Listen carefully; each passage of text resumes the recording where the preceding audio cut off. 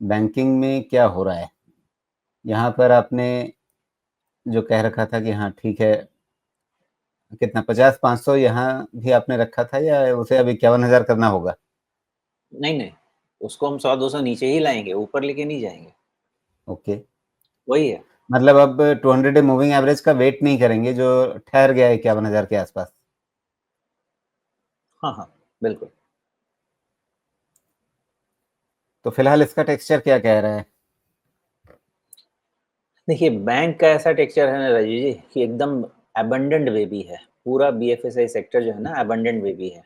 लोग पहचान नहीं रहे हैं ना। मुझे यही बात समझ में नहीं आ रही कि क्रेडिट ग्रोथ आने वाला है, कंज्यूमर ग्रोथ आने वाला है, पैसा कौन देगा भाई?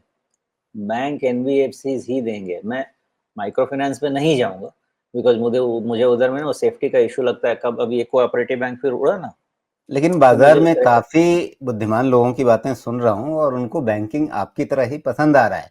और वो कह रहे हैं कि भैया देखो, अब बैंकिंग में आपको बहुत सारे शेयर ऐसे मिल रहे हैं जो बुक वैल्यू के पास हैं, थोड़ा ऊपर या थोड़ा नीचे हैं। बढ़िया मौका है, लेकिन पब्लिक समझ क्यों नहीं रही है फिर? पब्लिक क्यों नहीं समझ रही? क्योंकि चमकता नहीं है ना। क्या है, जो चमकता है वो बिकता है। अब वो हीरा भले नहीं हो, वो लैब ग्रोन डायमंड हो, चमकेगा तो बिक जाएगा। मैं एक कुछ देखने की कोशिश करता हूँ, जस्ट गिव मी मोमेंट।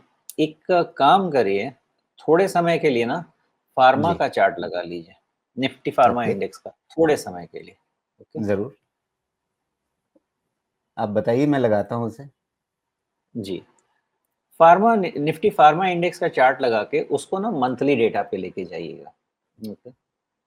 और मंथली डेटा पे जब आप लेके जाएंगे और फिर आप इसको स्टडी करेंगे फ्रॉम अक्टूबर 2021, मंथली डेटा पे ले लीजिए और एकदम इसको वो कर दीजिए, जूम आउट कर दीजिए। ओके, हाँ अभी ले लीजिए, ठीक है।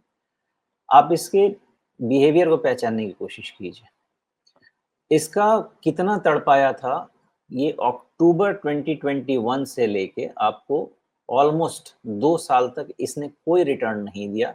पूरा होप छूट गया था। ओके। और उसके बाद जो वैल्यूएशंस थे वो आपके एवरेज के भी नीचे चले गए। अब उसके बाद जो ये खींचा, लोगों को किसी भी तरह से भरोसा हो सकता है कि फार्मा, जिसको हम डिफेंसिव बोलते हैं ना फार्मा को, ये फार्मा का चार्ट हो सकता है क्या? यही होता है जब एकदम होपलेस हो जाता है इंसान। अब इसी के बाद आप निफ्टी बैंक का मंथली चार्ट आप लगा लीजिए। Okay? अब निफ्टी बैंक का जब आप मंथली चार्ट लगा के आगे बढ़ेंगे तो एक आपका जो गिरावट आया है, जो हमारा 2020 का क्राइसिस आया था, उसको आप कंप्लीटली छोड़ दीजिए। उसके बाद इसका राइस जो चल के आया है, आप बताएं कि इसमें कहीं से भी किसी भी तरह से निफ्टी बैंक में कहीं से भी नेगेटिविटी दिखी है कि चाल इसका कहीं खराब हुआ? ये जो हो रहा है, ये आप इसको मंथली चार्ट पे डाल के देखिए और मंथली चार्ट पे आप इसको देखेंगे तो ये आपका इतने लंबे ट्रेंड का ये second round of deeper correction time के साथ हुआ है। पहला राउंड ऑफ डीपर करेक्शन कब हुआ था? 2021 अक्टूबर। ध्यान रखिएगा, फार्मा से मैच करेगा, मैंने इसीलिए बोला था वहां पे लेके जाइएगा। फार्मा से वहां से मैच करेगा 2021 अक्टूबर। और आपका ये चला 2022 जून तक का। एक पहला डीपर करेक्शन हुआ टाइम के साथ। अब ये दूसरा डीपर करेक्शन आपका है टाइम के साथ, जो आपका शुरू हुआ था 24 के अगस्त में। ओके।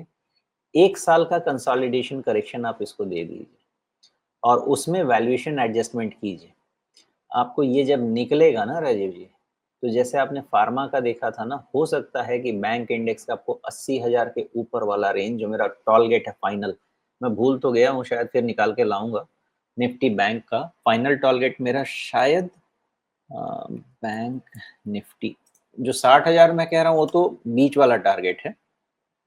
फाइनल टारगेट की बात कर रहा हूँ, तो अभी मेरा पहला टारगेट तो 60,000 का ही है, जो कि कभी भी हिट हो सकता है, कभी भी। लेकिन जो निफ्टी बैंक का आपका साइकिल टारगेट है, ये जब रिलेंटलेस रैली आएगी, ये 85-90,000 के पहले खत्म नहीं होगा। ये वही होगा जब आप किसी को अबेंडन कर देते हैं कि उसका कोई होप नहीं है, which is the backbone of your economy.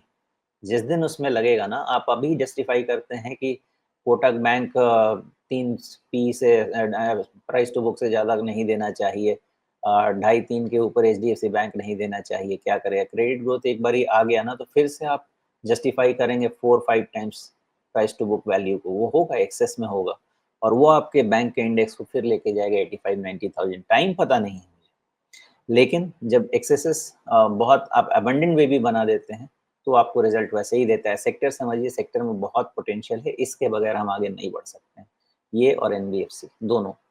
कब समय शुरू होगा? 1 साल तक का आपका कंसोलिडेशन रह सकता है, उसके बाद कभी भी चलेगा। तो आप समझें कि जुलाई के बाद हो सकता है कि कुछ इसमें भी कमाल दिखे।